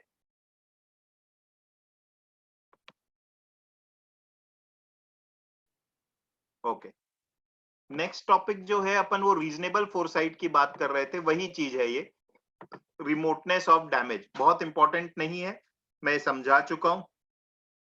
I will spend 2-3 minutes more on this. Remote का मतलब क्या होता है? डिस्टेंस। रिमोट एरियाज बोलते हैं, रिमोट एरियाज मतलब दूर के डिस्टेंस। रिमोट कंट्रोल मतलब दूर से बैठे कंट्रोल कर रहे हैं। तो रिमोटनेस ऑफ डैमेज तो बोल रहा है नेग्लिजेंस में मैं आखिरकार कितने दूरी तक के डैमेज के लिए रिस्पॉन्सिबल होगा, मतलब एक डिफेंडेंट कितने डिस्टेंस तक के डैमेज के लिए रिस्पॉन्सिबल हो सकता है। उसके लिए दो चीजें हैं, दो टेस्ट होते हैं। जनरली स्पीकिंग ये वाला टेस्ट ही अप्लाई होता है, टेस्ट ऑफ रीजनेबल फोरसाइट, जो बार बार हम देख रहे हैं। टेस्ट ऑफ रीजनेबल फोरसाइट ये क्या बोल रहा है? liabilities only for those consequences that could have been reasonably foreseen by a man placed in circumstances of the wrongdoer। वही बोल रहा है एक कॉमन मैन क्या सोच सकता था, कितने दूरी तक के डैमेज के लिए रिस्पॉन्सिबल होना चाहिए। ये होता है टेस्ट ऑफ रीजनेबल फोरसाइट। एक होता है टेस्ट ऑफ डायरेक्टनेस, जो आजकल एप्लीकेबल नहीं होता, पहले बहुत पहले हुआ करता था। इसमें ये बोल रहा है person is responsible for all the consequences of his wrongful act. It does not matter if he could foresee the act or not। ठीक है, डायरेक्ट कॉन्सिक्वेंस मतलब होता है कोई इंटरवीनिंग एक्ट नहीं होना चाहिए। तो वो अपन ने जो क्वेश्चन किया था ना बस ड्राइवर वाला और जेड वाला, उसमें हमने टेस्ट ऑफ रीजनेबल फोरसाइट की वजह से बोला था that bus driver won't be responsible towards Z. अगर उसी क्वेश्चन में प्रिंसिपल में टेस्ट ऑफ डायरेक्टनेस लगाने बोला होता तो हम बोलते Z is responsible towards bus driver is responsible towards Z also. ठीक है, राइट? सो ये सिंपल है.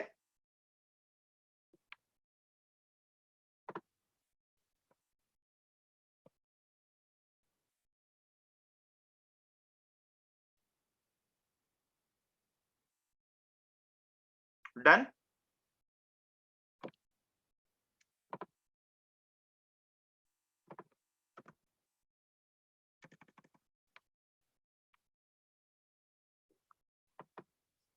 All right. Now just we will take a 3-4 minutes break because मैं आगे कंटिन्यू करूंगा. मैं दूसरी slide which is a very very important slide, so please don't go. अब अपन 20-25 मिनट्स और करेंगे. मुझे पता है, ठीक है, कि एक लिमिट से ज्यादा थ्योरेटिकल चीजें नहीं पढ़ाना चाहिए, but we will take 2-3 minutes break. maybe you can have a sip of water or something if you wish. So then I will start with the next few topics, very interesting things again. So let me share the slide by meanwhile.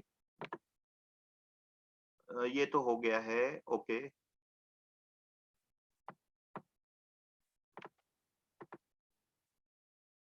So I'm sharing the slide. You can come back in 2-3 minutes if you wish.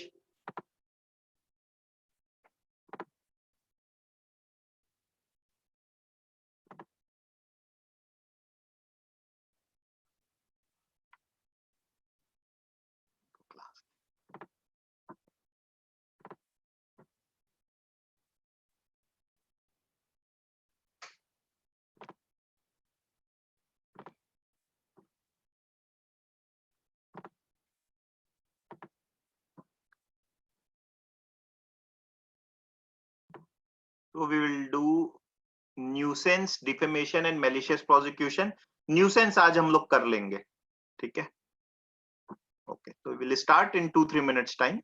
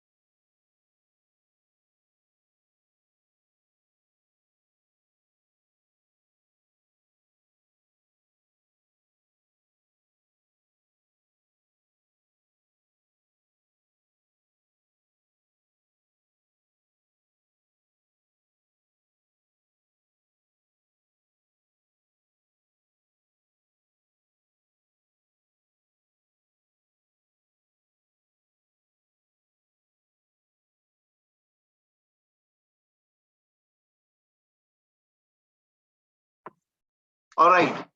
So let us start. Okay.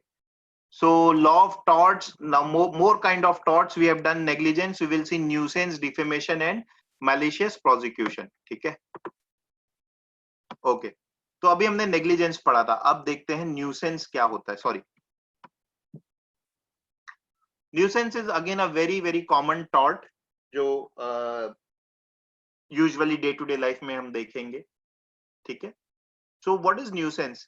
Nuisance is an unreasonable interference with a person's use or enjoyment of land or some right or in connection with it. ठीक. तो definition अगर देखें तो इनमें बातें कर रहा है अनरीजनेबल इंटरफेरेंस की. Sorry guys, some problem at my end.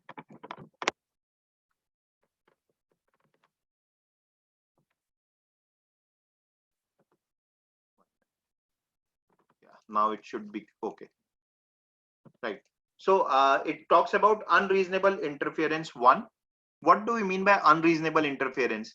Means the sort of interference which is not reasonable. Of course, I will explain it. This is simply one thing. Unreasonable interference means the sort of interference which is not reasonable. So what is reasonable interference then? Means something that is not possible to avoid. So something that is not possible to avoid is reasonable interference. Something that is possible to avoid is unreasonable interference. That is what we are trying to say. So again, reasonable की definition हमेशा ना ऐसे देखना, जैसे reasonable foresight में देखे थे ना, वैसे इसमें भी रीजनेबल की डेफिनेशन आपके हिसाब से नहीं देखी जाती. नॉर्मल ह्यूमन बींग्स क्या सोचते हैं, नॉर्मल सोसाइटी क्या सोचती है, उसे रीजनेबल माना जाता है. एक इंसान क्या सोचता है उसको रीजनेबल या अनरीजनेबल नहीं बोल सकते. ठीक है. Normal people what do they think is reasonable और non reasonable in a particular society, उसे हम देखते हैं. ठीक. न्यूसेंस का जो एग्जाम्पल है ना, मतलब आप खुद मैं ये पिछली क्लास में भी 2-3 बार ये एग्जाम्पल दे चुका हूं. मैं रात में 11-12 बजे लाउड म्यूजिक अपने घर में सुनता हूं. लाउड म्यूजिक सुन रहा हूं, अपने पड़ोसी को परेशान कर रहा हूं. Now that is unreasonable. ठीक है. I am unreasonably interfering with my neighbours right to enjoy his land, his property. I am interfering because of my loud music, right? ठीक है. तो इसे अनरीजनेबल बोलते हैं. अब इसके इंग्रेडिएंट क्या होते हैं? सबसे पहला, इंटरफेरेंस जो हो रहा है वो अनरीजनेबल होना चाहिए. इंटरफेरेंस अनरीजनेबल होना चाहिए. मतलब अगर मेरे रूम में फैन चल रहा है अभी और आपको फैन की आवाज आ रही है, तो that is a reasonable interference because that can not be avoided. Unreasonable interference क्या होगा? मेरे घर में कारपेंटर का काम चल रहा है और उसकी आवाज आपको आ रही है. वो भी अनरीजनेबल कब होगा? दिन के समय में ऐसा काम हो रहा है तो वो अनरीजनेबल नहीं है ना. दिन के समय में तो किसी के घर भी काम होगा. अगर वो रात के समय या सुबह 6 बजे से चालू कर दिया, then that is unreasonable. So that is why it is saying कि आप क्या सोच रहे हो उससे फर्क नहीं पड़ता है. नॉर्मल सोसाइटी में क्या चलन है उससे फर्क पड़ता है, रीजनेबल अनरीजनेबल. तो one, interference should be unreasonable. Second, it should interfere with the use or enjoyment of plaintiff's property. This is very important. जो अनरीजनेबल इंटरफेरेंस है वो प्लेंटिफ की प्रॉपर्टी, मतलब प्लेंटिफ को उस पे उससे प्रॉब्लम होना चाहिए. ये मैंने टॉट में पहले भी बताया था. मैं लाउड म्यूजिक सुन रहा हूं, मेरे पड़ोसी को परेशानी नहीं है, बट मेरा दुश्मन जो दूसरी स्ट्रीट में रहता है उसे पता चल जाता है कि रोज रात को लाउड म्यूजिक सुनता है, चलो कंप्लेन करते हैं. वो नहीं कर सकता. सिर्फ और सिर्फ यही नेबर कर सकता है जो विक्टिम है. मतलब बोलने का मतलब ये है कि जो केस फाइल कर रहा है प्रॉपर्टी में वही रहना चाहिए. ओनरशिप की बात नहीं है. This is not about ownership. मैं ये नहीं बोल रहा हूं कि मकान का मालिक ही कंप्लेन कर सकता है. मैं ये बोल रहा हूं जो प्लेंटिफ है यानी जो केस फाइल कर रहा है उसके एंजॉयमेंट में खलल पैदा होनी चाहिए, उसके एंजॉयमेंट में इंटरफेरेंस होना चाहिए, not with anyone else. That is the point number 2 of the ingredient. The third point is, आप न्यूसेंस में देखे थे कि एक्चुअल डैमेज का होना जरूरी है. This is unlike that. यहां पर बोल रहा है even threat is sufficient. Injury हुई तब तो खैर जा ही सकता हूं. इवन थ्रेट इज सफिशिएंट मतलब मेरा पड़ोसी रोज लाउड म्यूजिक सुनता है, अभी तक मेरे कान के पर्दे फटे नहीं है, बट फिर भी मैं कंप्लेन कर सकता हूं. मैं पर्दों के फटने का वेट नहीं करूंगा ऑब्वियसली. सो दिस न्यूसेंस में even threat is sufficient. Got it? right? Unlike negligence where the damage has to occur. So ये difference है, right? So 1 2 3 three things. It should be unreasonable interference with the someone who is complaining, उसकी property का मतलब होता है जो उस समय वहां पे रह रहा होता है, ownership नहीं. और इसकी वजह से या तो लीगल इंजरी हो रही है या थ्रेट है या फिर थ्रेट है. ठीक, इतना पार्ट क्लियर. फिर ये आगे बता रहा हूं पब्लिक न्यूसेंस वर्सेस प्राइवेट, वो आगे बता रहा हूं.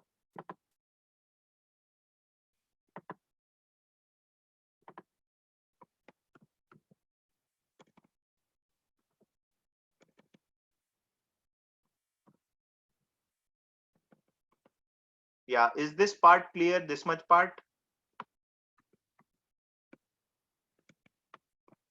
Quickly, guys, if you can answer.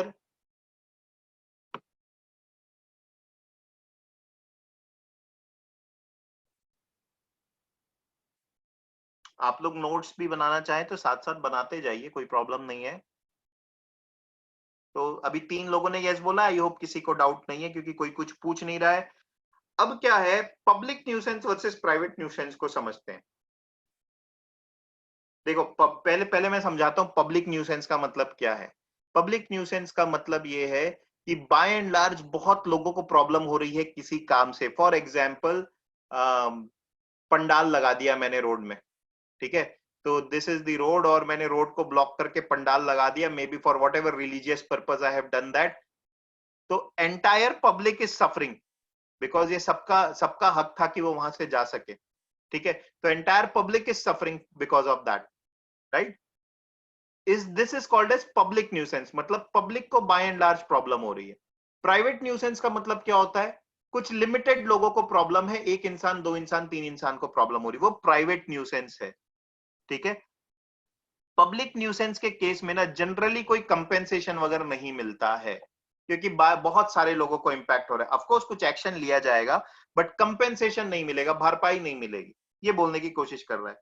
तो यहाँ पर कोई स्पेशल डैमेज नहीं होता। If a large number of people suffer that damage then it doesn't remain special any more. बहुत सारे लोगों को वो उससे कुछ डैमेज हो रहा है या डर है तो वो कोई स्पेशल डैमेज नहीं है। ऑल्दो एक्शन लिया जाएगा बट भरपाई नहीं मिलेगी, कोई कॉम्पेंसेशन नहीं, ठीक है। पब्लिक न्यूसेंस का मतलब बहुत सारे लोगों को प्रॉब्लम हो रही है, ठीक है। अब इसमें अपन ने अलग अलग एलिमेंट्स जो देखे थे उसको थोड़ा सा डिटेल में देखते हैं। हाँ, अपेक्षा कंजंक्शन हो सकता है। पहला है अनरीजनेबल इंटरफेरेंस। तो अनरीजनेबल इंटरफेरेंस हमने क्या बोला था, अनरीजनेबल अमंग्स्ट रीजनेबल पीपल। जब भी हम किसी चीज को अनरीजनेबल बोलें तो इन चीजों का ध्यान रखना चाहिए। A balance between the right of person to do what he likes and the right of neighbor to enjoy his peace and not to be interfered with. आपका जो मन है आप कर सकते हैं बट बिल्कुल ध्यान रखें कि आप जो कर रहे हैं उससे आपके नेबर को परेशानी ना हो, वन, ठीक है। सेकंड, जो भी चीज हम अनरीजनेबल या रीजनेबल बोल रहे हैं वो ऑर्डिनरी यूसेज और ऑर्डिनरी लोग क्या सोचते हैं उसके हिसाब से, वही बात को हम दोहरा रहे हैं। एक चीज का ध्यान रखेंगे, law will not protect sensitive plaintiff और plaintiff engaged in sensitive activity. मतलब मेरे को बीमारी है, मैं बीमार हो गया हूं कुछ, और बीमार हो गया हूं उस वजह से मुझे थोड़ी सी भी आवाज बर्दाश्त नहीं हो रही है, मेरे पड़ोसी के घर से आवाज आ रही है, मैं जाके केस फाइल कर रहा हूं। लॉ लॉ सिर्फ मेरे साथ सिंपैथी रख सकता है, उसको नहीं बोल सकता कि मत कर। ऑफ कोर्स वो न्यूसेंस नहीं क्रिएट कर रहा था, थोड़ी सी भी आवाज अगर आ रही मुझे वो बर्दाश्त नहीं हो रही है, मतलब मैं खुद सेंसिटिव हूं। If I M sensitive then law will not protect me, it can only sympathise with me, ठीक है, राइट। सो सेंसिटिव प्लेंटिव का कुछ नहीं हो सकता।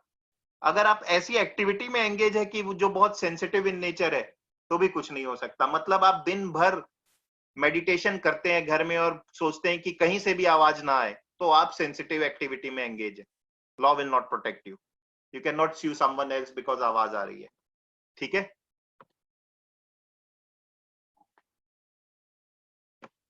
या इज दिस पार्ट फाइन?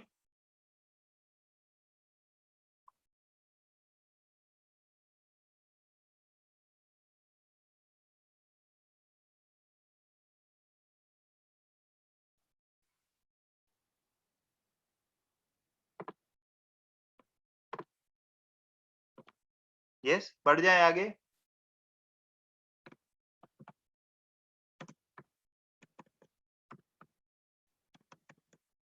या चलो नेक्स्ट बढ़ते हैं। ये भी मैं समझा चुका हूं, वही चीज यहाँ पर हम उसको और आगे डिस्कस कर रहे हैं। यूज और एंजॉयमेंट ऑफ प्रॉपर्टी। देखिए हमने क्या डिस्कस किया था, वही चीज है, स्लाइटली कंफ्यूजिंग। अगर मेरी property does not mean I can do what ever I like on my own property. पहली चीज हमने वही देखा ना, पड़ोसी को परेशान नहीं करना है। Passer by can not complain. मैं क्या बोला था, सिर्फ वही कंप्लेन कर सकता है जिसके साथ गलत हो रहा है।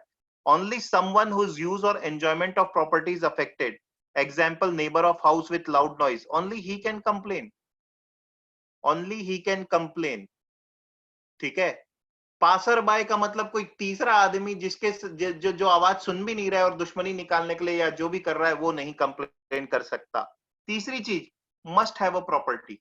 मस्ट हैव अ प्रॉपर्टी का मतलब फिर से बोल रहा हूं ओनरशिप से नहीं है, ओनरशिप से नहीं है। रेंट में है तब भी कर सकता है कंप्लेंट, जस्ट दैट उस प्रॉपर्टी में रह रहा हो। मस्ट हैव सम प्रॉपर्टी का मतलब ये भी है, मैं लाउड म्यूजिक सुनता हूं, आप रोज आकर के मेरे घर के सामने रोड पर खड़े होते हो और परेशान हो रहे हो, यार ये इतनी लाउड म्यूजिक सुन रहा है कि रोड तक के आवाज आ रही है। आप कंप्लेन करोगे तो लॉ बोलेगा तेरी प्रॉपर्टी है क्या उधर, या रहता है क्या उधर। प्रॉपर्टी का मतलब ओनरशिप नहीं। सो रोड में खड़े लोग या आने जाने वाले लोग who don't have property there, they cannot complain. Once again I am reiterating, property का होना मतलब ओनरशिप नहीं होता। लॉ में वैसे भी आप अगर किसी जगह पर रह रहे हैं तो जो वो रह रहा होता है उस समय जिसके पोजेशन में है उसे ही ओनर माना है फॉर द टाइम बिंग। तो ठीक है, तो nothing to do with ownership. ठीक। तीसरा पार्ट था लीगल इंजरी और threat of legal injury. Legal injury और थ्रेट ऑफ लीगल इंजरी क्या बोल रहा है? Not like tort such as trespass, actual damage is not necessary, even a threat of damage is enough. Actual damage का होना जरूरी नहीं है, थ्रेट भी काफी था। ठीक है, ये हमने देखा न्यूसेंस के जैसा नहीं है। इंजंक्शन जनरली क्या होता है, इंजंक्शन का ऑर्डर होगा अगर डिफेंडेंट को कोई डैमेज नहीं हुआ है, थ्रेट था, उसने कंप्लेन कर दी, तो इंजंक्शन का ऑर्डर होगा। इंजंक्शन मतलब क्या होता है, ऐसा काम नहीं करोगे। ठीक है, राइट। अब क्या क्या डिफेंस काम कर सकते हैं न्यूसेंस के केस में? एडिशनल, इसमें ज्यादातर स्टैट्यूटरी अथॉरिटी वाला जो डिफेंस है गवर्नमेंट यूज कर सकती है। आपके घर के पास रेल का काम चल रहा है और दिन रात काम होता है क्योंकि प्रोजेक्ट टाइम में कंप्लीट करना है, उसके वजह से आवाज होती है, आप जाके कंप्लेंट करेंगे तो गवर्नमेंट कैन यूज दिस कि we are doing authorised work by statutory, तो they can use this as a defence, valid. Private organisation को भी अगर परमिशन स्टैट्यूटरी से मिली तो दे कैन डू इट। ठीक है,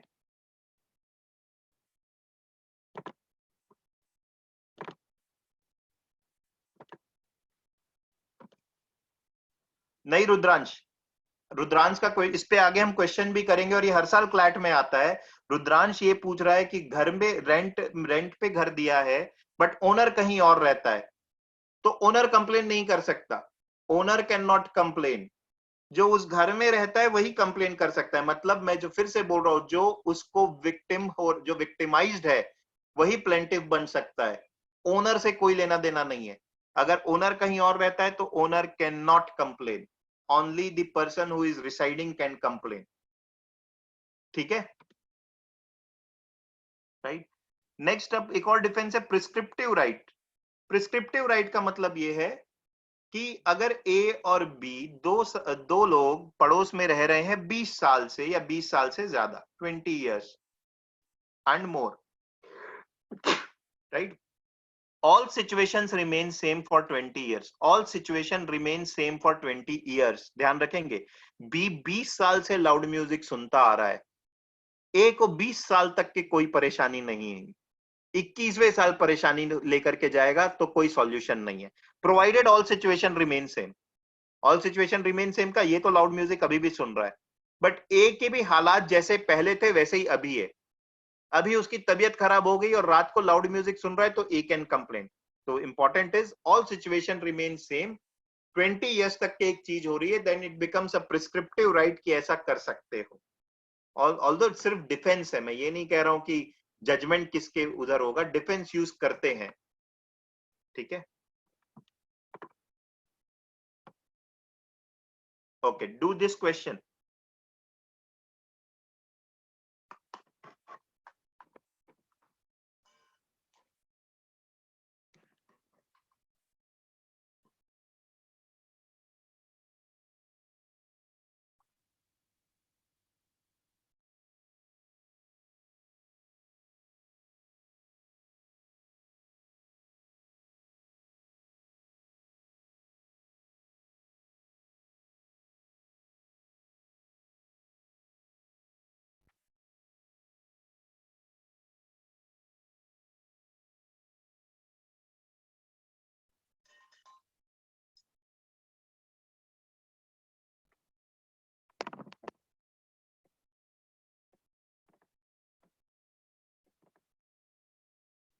ऑप्शंस ऑप्शंस इसमें नहीं है बेटा, आप बताओ कि वो लायबल है या नहीं है बस।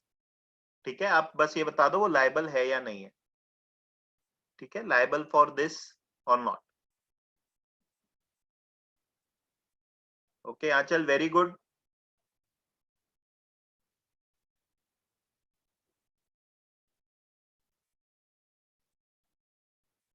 ओके आर्या गोयल, आप नो बोल रहे हैं, क्यों नो बोल रहे हैं? आप बता सकते हो क्यों लायबल नहीं है? आपको थोड़ा सा क्लास में और अटेंटिव होना चाहिए। बाकी सबका आंसर सही है। Arya, can you explain?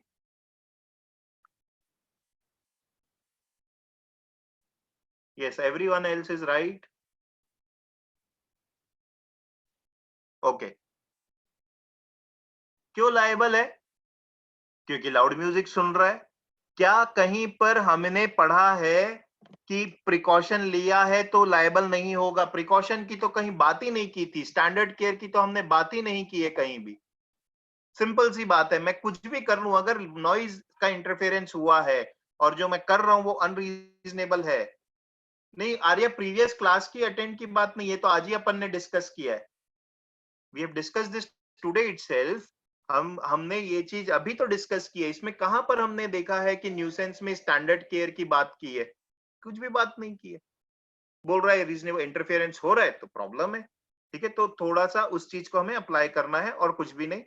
Focus करना, जो गलती हो रही है, प्रिंसिपल जो लिखा हुआ है उसकी, उसमें जो चीजें मेंशन्ड है वो हम देखेंगे। तो मैं तुम्हारा डाउट और क्लियर कर देता हूं। ठीक है, whoever causes a unreasonable interference to the right of, तो बस ये देखो, क्या इंटरफेरेंस अनरीजनेबल था? यस। पार्टी रात को 10 बजे चालू हो रही है, लाउड म्यूजिक सुन रहा है, रात भर सुन रहा है, तो रीजनेबल अनरीजनेबल इंटरफेरेंस था। क्या जिसके साथ इंटरफेरेंस हुआ वो पड़ोसी वहीं पर रहता था? हाँ, वो रहता था, तो ये न्यूसेंस हो गया। अभी इसमें प्रिंसिपल में कहीं ये बात नहीं बोला है कि उसको ध्यान रख, अगर वो ध्यान रखा है और फिर भी आवाज जा रही है तो वो लायबल नहीं होगा, ऐसा नहीं कहा है ना, तो उसको मत अप्लाई करना। ठीक है, इज इट ओके? तो समझ में आया कैसे अप्लाई करना है प्रिंसिपल? चलो, ये जो रुद्रांश तुम डाउट पूछ रहे थे वो ये क्वेश्चन है, तो इसका सबका सही आना चाहिए आंसर, अभी मैं बताया था।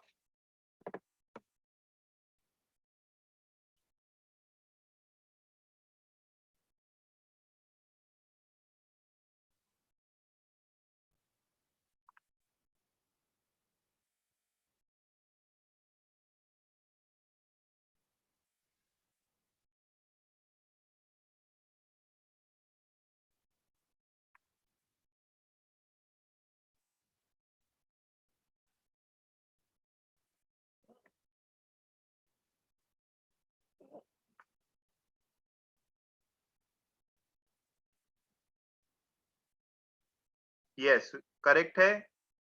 अवनी करेक्ट है। रुद्रांश करेक्ट है। Very good. अपेक्षा, अनस, अदिति सही है। नॉट लायबल, नॉट स्यू ठीक है। श्रेय सही है। तन्मय सही है। तो ठीक है, इसमें क्या होगा? Not liable. क्यों नॉट लायबल है?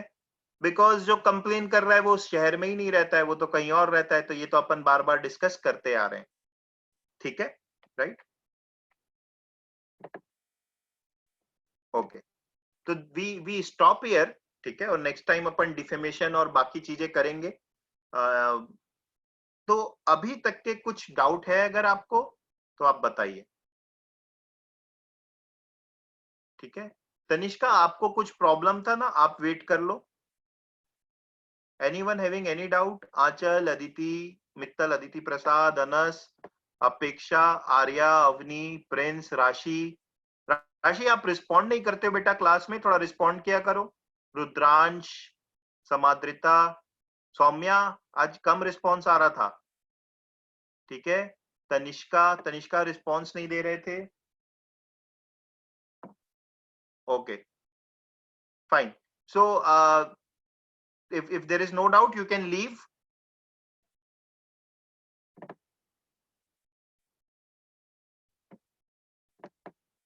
ओके, तनिष्का, मैं आपको अनम्यूट कर दे रहा हूं, आप बात कर लो, क्या प्रॉब्लम है, डाउट क्या है?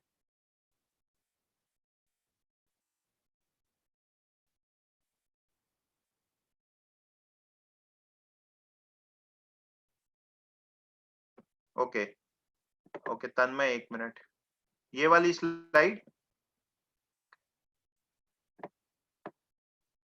Okay,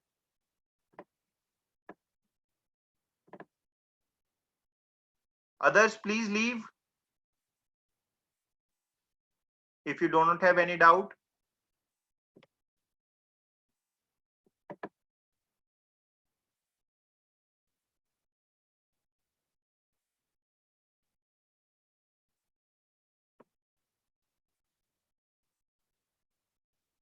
Yeah, Tanishka, you can ask your doubt.